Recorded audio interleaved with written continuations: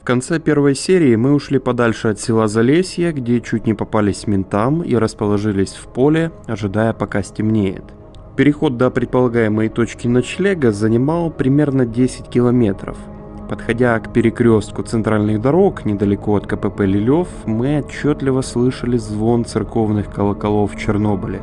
Проходила пасхальная служба, а значит, многим было не до нас, и это было очень хорошо. За ночной переход мы не встретили ни одной машины. Дойдя до полуострова неподалеку от кораблей, мы заночевали на мягком песочке. Доброе утро, народ. Проснулись на этом островке в Чернобыле, рядышком с кораблями. Сейчас идем к кораблям. Сейчас у нас где-то 6 утра. Вот, идем посмотрим, что там есть, куда еще можно зайти. Единственное, что нас волнует, в ту сторону поехала машина, а там тупик.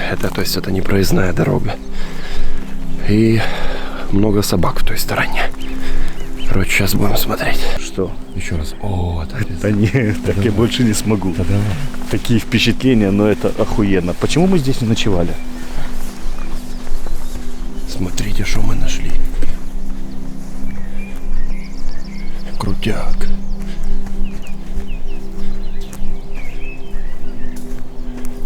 Так, надо туда залезть как-то. Смотри, ебать. Здорово. Давай посмотрим, где залезть на нее можно.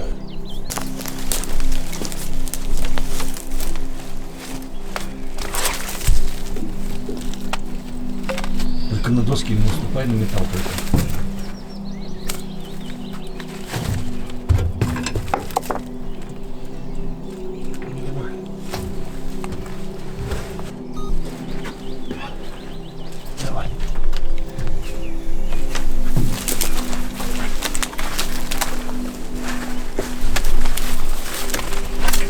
Руку подать, проще тебе было. Я хочу, чтобы ты пришел, посмотрел, вообще есть. Сейчас посмотрим.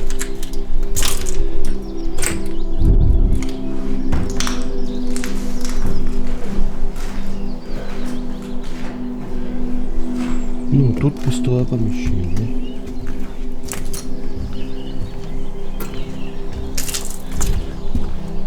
Тут касса была.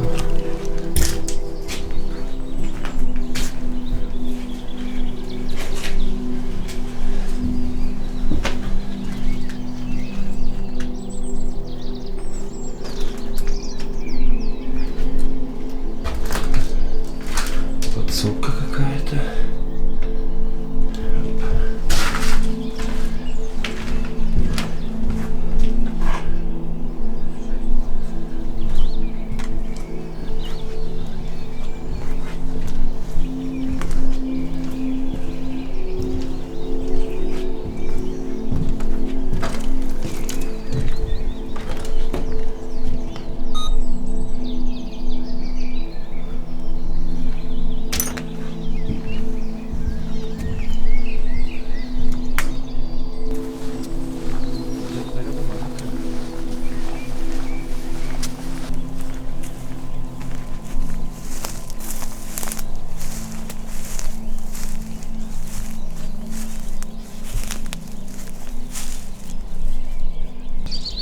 Справа виднеется судоремонтный завод, большой ангар.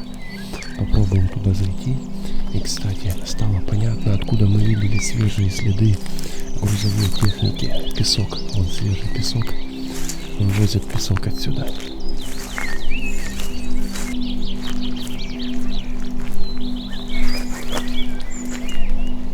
Друзья, судя по тому, что мы здесь видим, это намного круче того, что мы ожидали, потому что мы шли посмотреть на Скадовского, там вот пару вот этих суденышек, фото которых есть в интернете, но там мало кто бывал. Но бляха-муха, вот этого я нигде не видел, ни на фото, ни на видео. Вот там на камере пока не видно. Там, блин, огромное сейчас судно стоит. Сейчас подойдем к нему. Огромный катер.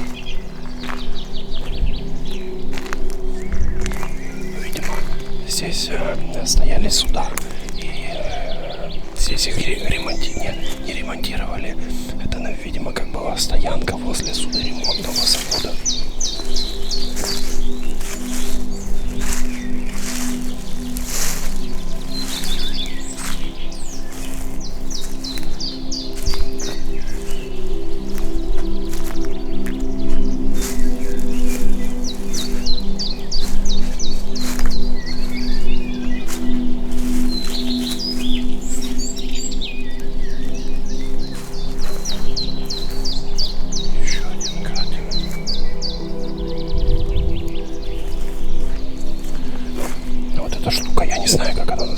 Если знаете, напишите.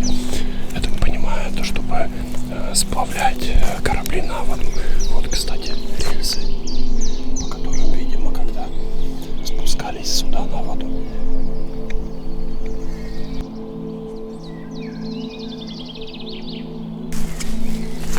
А вот это вот не выглядит прямо сильно заброшенным. Мангальчик. Возможно, тут местные жители жарят шашлычки и так далее.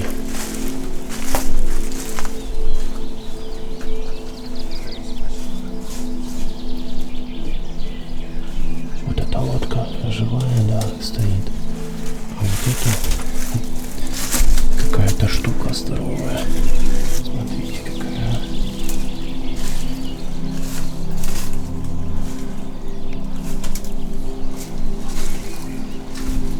Это знаете что? Я видел это видео с экскурсией в Чернобыль. Это какой-то там, ну это рабочий катер.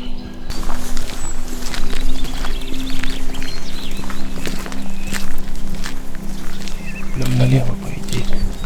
Нам налево никак. Что? Налево никак, там предприятие. Чего?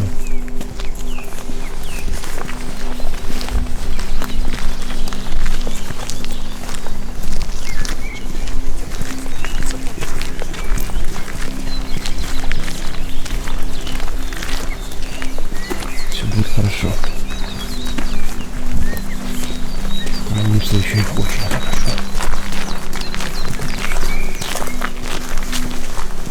Тут типа все пилорама.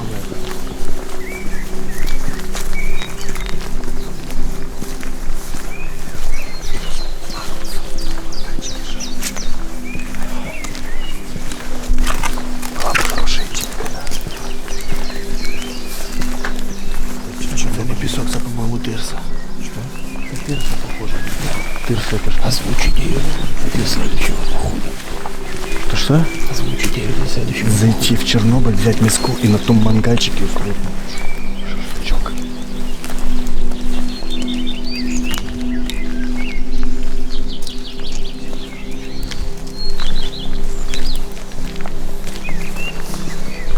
Вот это точно рабочее предприятие.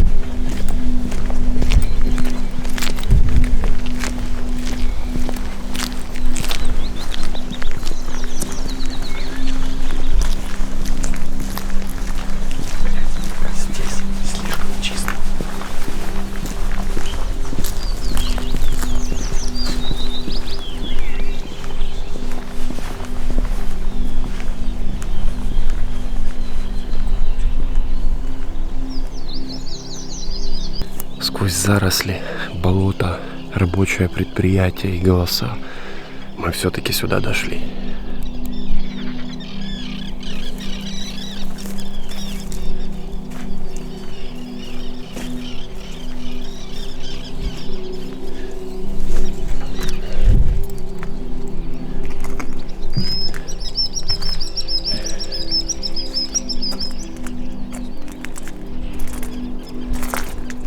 Этот вид, ребятки, для вас. Красота.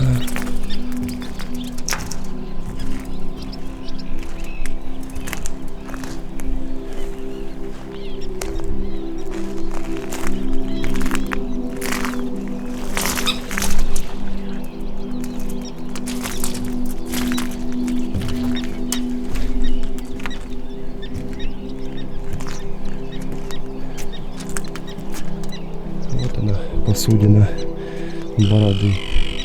К сожалению, в таком вот состоянии.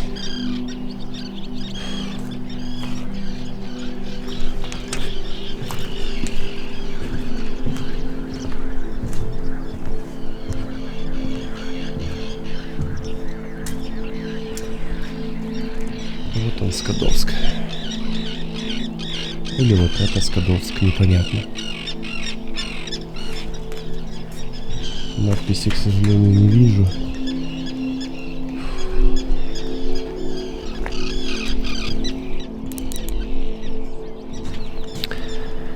Одну из наших целей похода мы уже выполнили.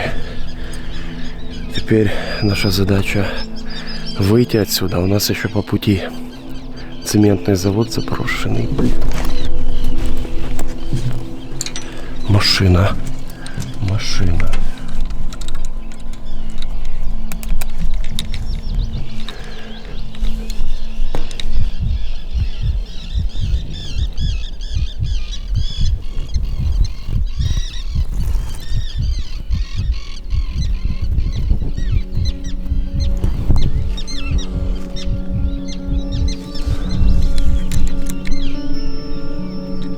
Все, валим.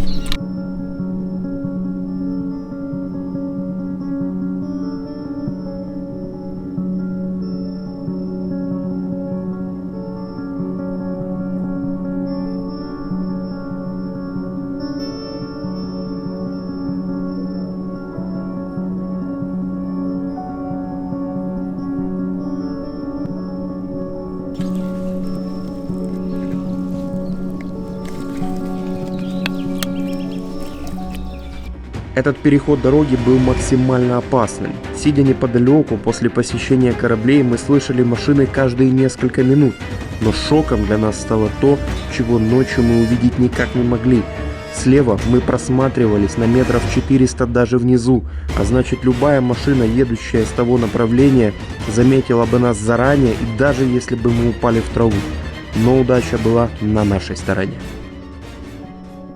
Уйдя подальше в заросли, мы решили сделать большой привал, а заодно разведать обстановку дроном.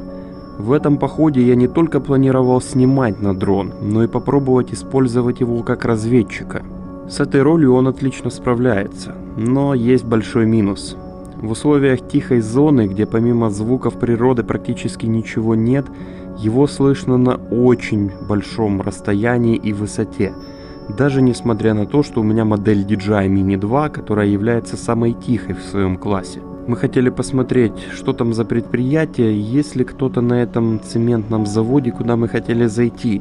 Разведка показала, что ближнее предприятие, скорее всего, рабочее, оно огорожено забором и там есть свежие здания, а вот в месте, куда мы хотели зайти, никого не было. Также обратите внимание вот на эти две машины и чуть выше и правее песчаный карьер. Эти две машины поехали именно туда. Слышать дрон они не могли из-за шума, который издает машина. Чуть позже вы поймете, почему я попросил вас обратить внимание на то, куда поехали эти две машины.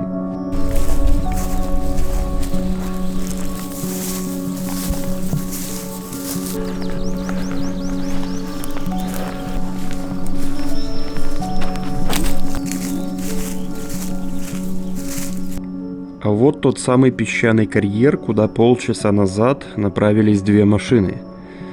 Я вообще человек не суеверный, но верю, что все происходит не просто так. Это я к тому, что мне кажется, что правильным сталкерам зона помогает. Как ты к зоне, так и она к тебе. Не мусори, не шуми, не вандаль. Относись к ней с уважением, и зона отплатит тебе тем же. Убережет от протокола и травмы. А травму получить в зоне, уж поверьте, проще простого, как и попасться ментам.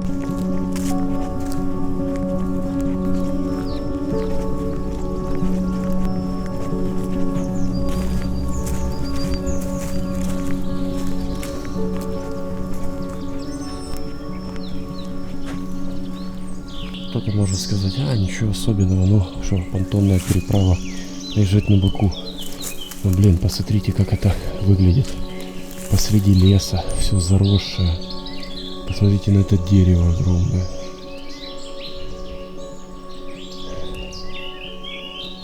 Очень нравится этот маршрут, потому что мы идем вроде бы просто по лесу. А сколько интересных объектов по пути.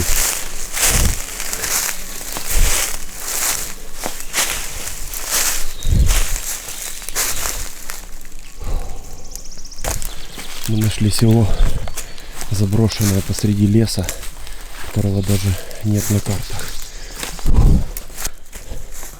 Осторожный люк. В селах люков не было.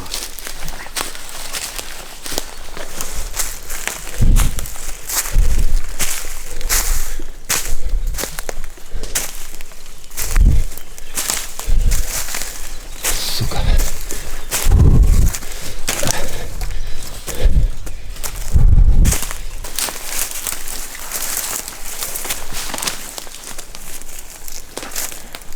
Как выяснилось, село имеет название, это Лилев.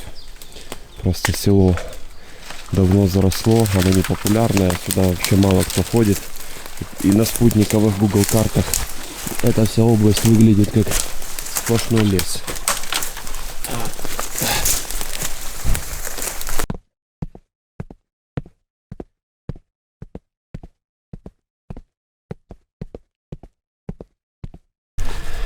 Сейчас мы приближаемся к одной интересной локации, которую на самом деле практически никто не показывал. Насколько я знаю, это цементный завод. И, кстати, эта локация есть в игре Stalker Зов Припять, на локации, где Янов.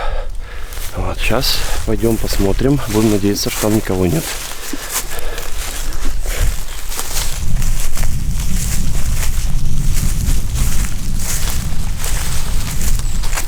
Выглядит круто. Видите, друзья, в Чернобыле много есть крутых локаций, помимо Припяти. А всех почему-то манит только Припять.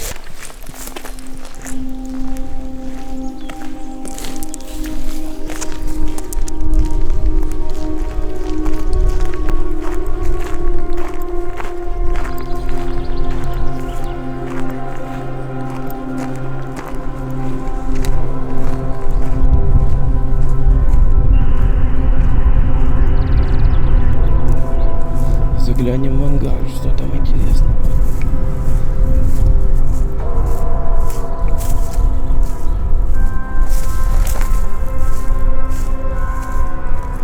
Ага, ангар закрыт.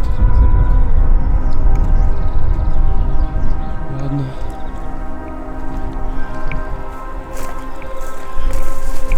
Вот этот гравий, кстати, выглядит свежим.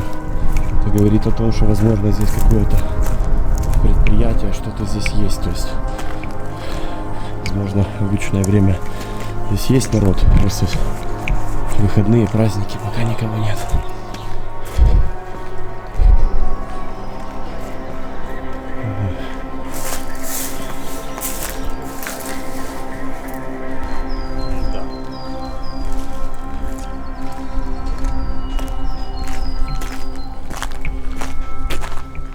И тут замок вон висит. Везде замки. Значит, не совсем уж и заброшенная.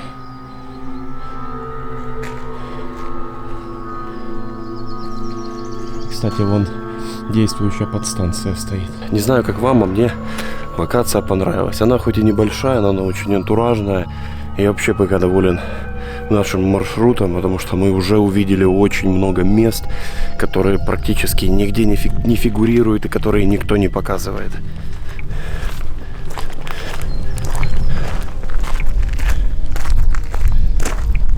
Что по фону тут? 0,2. Ага, понятно. 0,2. Что-то нам на фон пока не везет, ну, в хорошем смысле. Найдем. А это заброшенная конюшня, которая одиноко стоит посреди поля.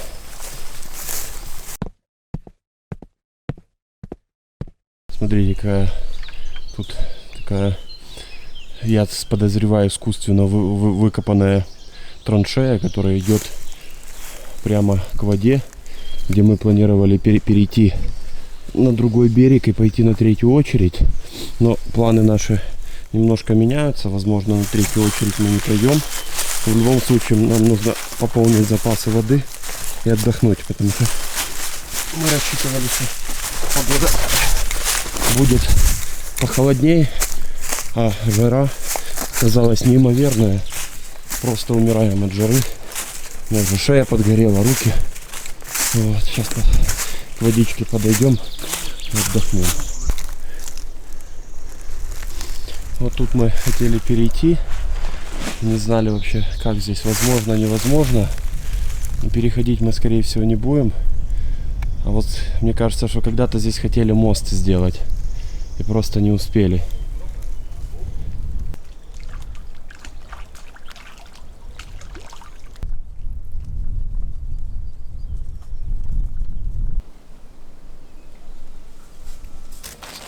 Я бы уже бы легче сдался. Там, по-моему, было, блядь, не для них. Так обвинить могли еще в поджоге, Да, кстати. под горячую руку. Ну, так нашли же вроде, или не нашли? Нашли каких-то алкашей, блядь, и все. В следующий раз надо взять в поход. Видел, у натовцев есть грузовые дроны такие, как лошадь ходит рядом, блядь. О, стопудово. А заряджати їх чим? Так на аккумулятор нести будут? У нас в неї запас хода ж невеликий. Небольшой? Нам 20-30 кілометрів може, по-моєму.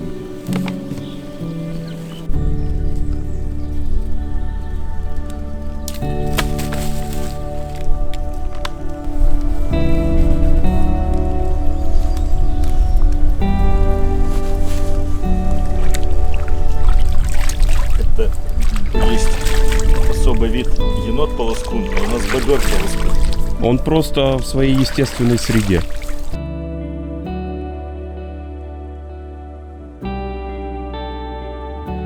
Чернобыльская зона. Уникальное место, где время остановилось навсегда. Место, где нет людей, машин и супермаркетов. Где ты можешь остаться один на один с природой и с самим собой, забыв обо всех проблемах и городской суете. У этого места свои правила. Здесь нужно меньше говорить и больше слушать. Зона награждает тех, кто выполняет ее правила, и наказывает тех, кто ими пренебрегает. Как бы не было тяжело под большим рюкзаком после десятков километров, сюда хочется возвращаться снова и снова. Ведь здесь есть то, что так сложно найти в нашей повседневной жизни. Это тихое, опасное и по-своему прекрасное место, которое по-настоящему можно понять и почувствовать только в нелегальном походе. Многие, в том числе и я, начали интересоваться этой темой благодаря игровой вселенной Сталкера. Но зона в игре и зона в жизни — это совсем разные места. Они обе прекрасны, но при этом очень разные. Когда я первый раз приехал на официальную экскурсию, я надеялся найти здесь атмосферу из игры. Мертвую, гнетущую, опасную, которую мы так полюбили в свое время. Я очень разочаровался, не найдя ее здесь, но открыл для себя другую зону в нелегальном походе. Уверен, вы много раз слышали от разных сталкеров, что, сходив один раз нелегалом, зона манит вас обратно. Это правда. Каждый находит здесь что-то свое. Кому-то нравится атмосфера заброшенности на фоне дикой природы, кому-то тишина, которую не найти в городе. Зона в разные поры года тоже разная. Золотой поздней осенью она максимально похожа на зону из игры со своей холодной атмосферой, а весной она наполнена жизнью и звуками природы. Сказать, что лучше, трудно, оба периода по-своему хороши. Короче, посидели мы, подумали, выпили и решили на третью очередь не идти. Во-первых, потому что мы там уже были и, в принципе, все видели. Мы просто хотели на крышу 5-го залезть. Вот. Ну и логически посудили, что лучше мы сейчас пройдем коровники и чуть дальше. И ночью будем врываться до хаты. Это будет рациональней. Поэтому в этот раз без третьей очереди. Да и, в принципе, мы там уже все видели. Ти не можеш сказати правду, блядь, щоб не пилися, не впадло. Сейчас скажешь, подожди. Я ж запись не выключил, секунду. Ну, що ти запис не виключив, аудіодорожка должна остатися. Ну да. Так, комментарий бобра, давай. Слушай, нам всього лиш впадло йти, блін, на третю очередь, блін, з хати. Після злитого, блядь, спирта.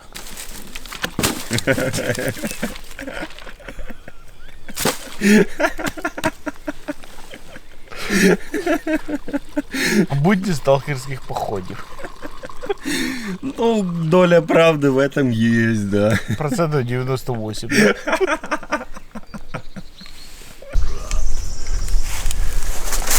Отдохнули, поспали.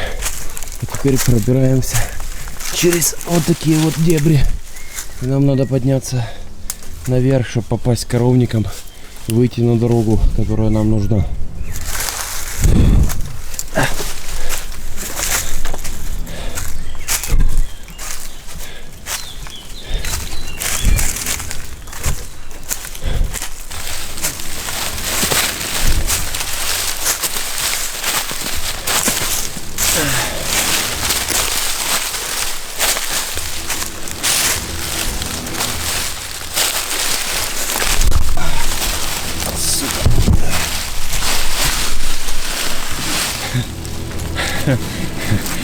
Да. О. Это вам не на машине подъезжать до населенного пункта.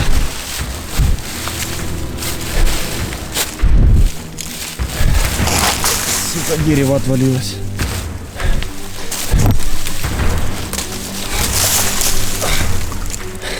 Сука. Второй раз.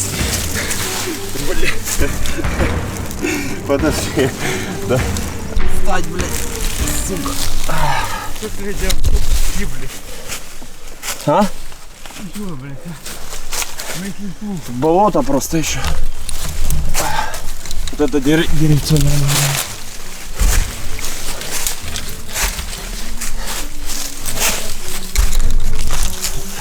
А это нет.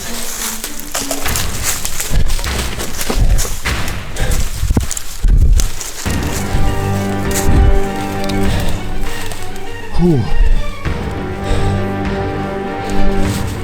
Бобр, походи.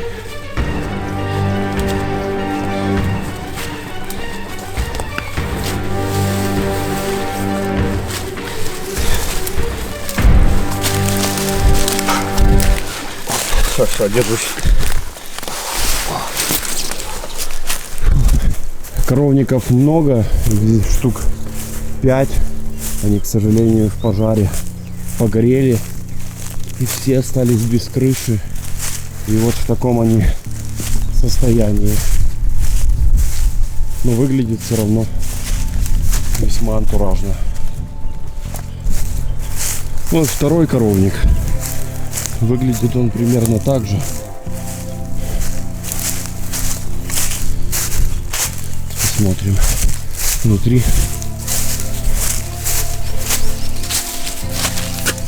Да.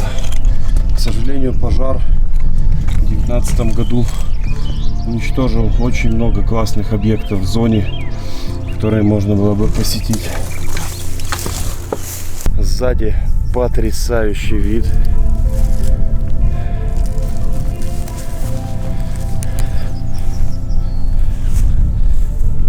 Еще недавно мы сидели внизу, сейчас мы уже сверху. На самом деле редкие кадры зоны, потрясающе красиво. Природа дикая.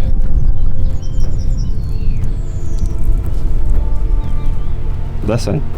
Да, красивенько. Сзади дождик, правда, такая. Грозовой фронт идет. Я думаю, как бы убежать нам сегодня от него. Он может показать, сзади эту серость. Ну, как бы да, есть как бы дождик, но, как говорит бобер, да, посмотрим, как оно будет. Погнали, короче, дальше.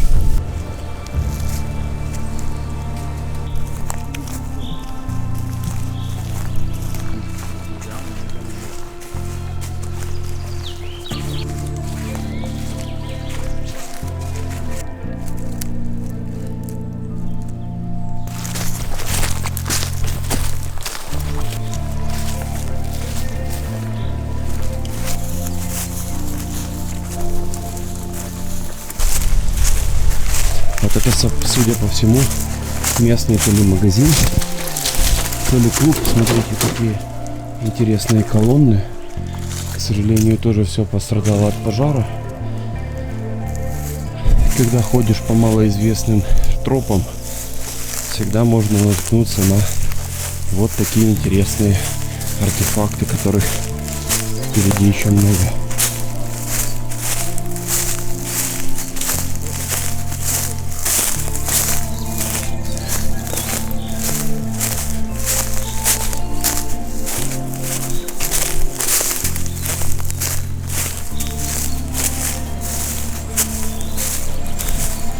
Так, это что-то гусеничное.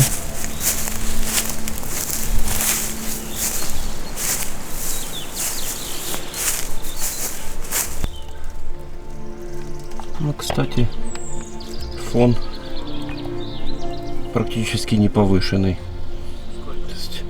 8,90, ну в 3 раза от нормы, но по сравнению с другой техникой ликвидаторов это ни о чем.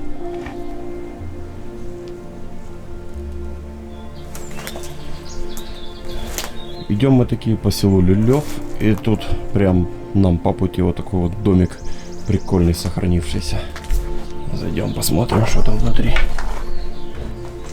О, так, тут, судя по всему, сталкеры обитали. Сейчас немножечко света добавлю. Да, запах это нечто. Похоже на свалку. Картошка в ящике лежит неизвестно сколько лет.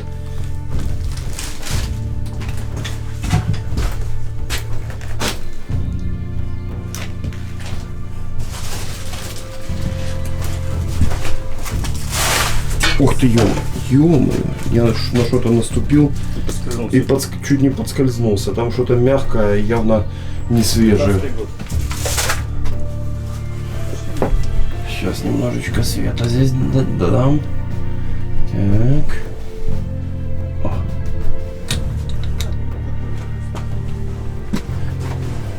Ну, судя по всему, тут давно никого не было. Но когда-то сталкеры здесь обитали. Пока лежим на привале, расскажу, почему нас в этот раз трое. Целая эпопея с нашим составом.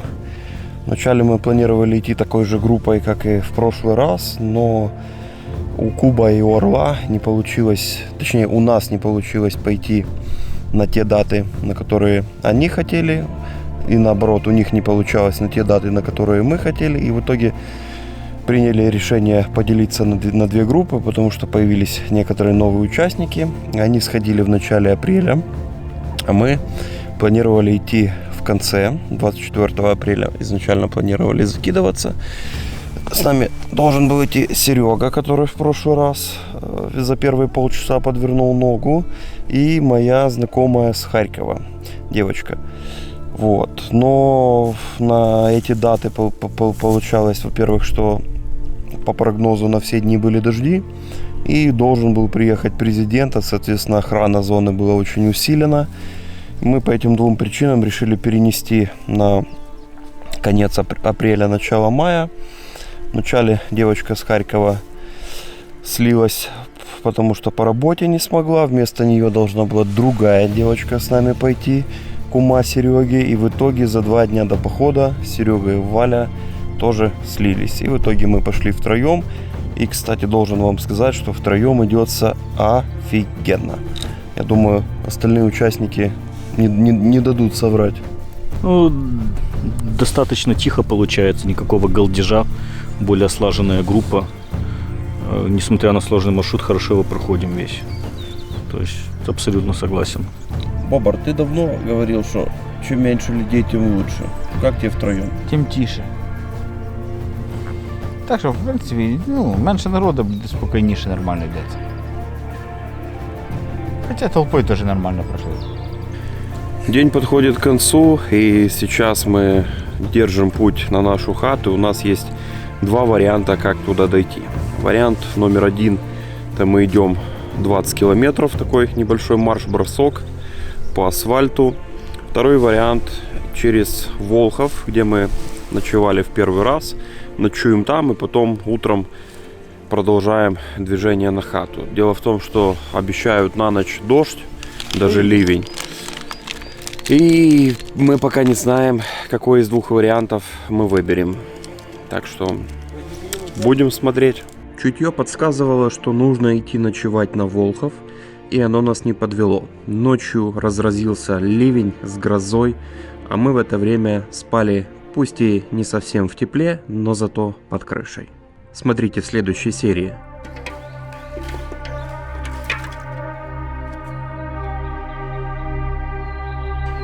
Доброе утро, кого не видел. Приятного аппетита. Сохран практически идеальный.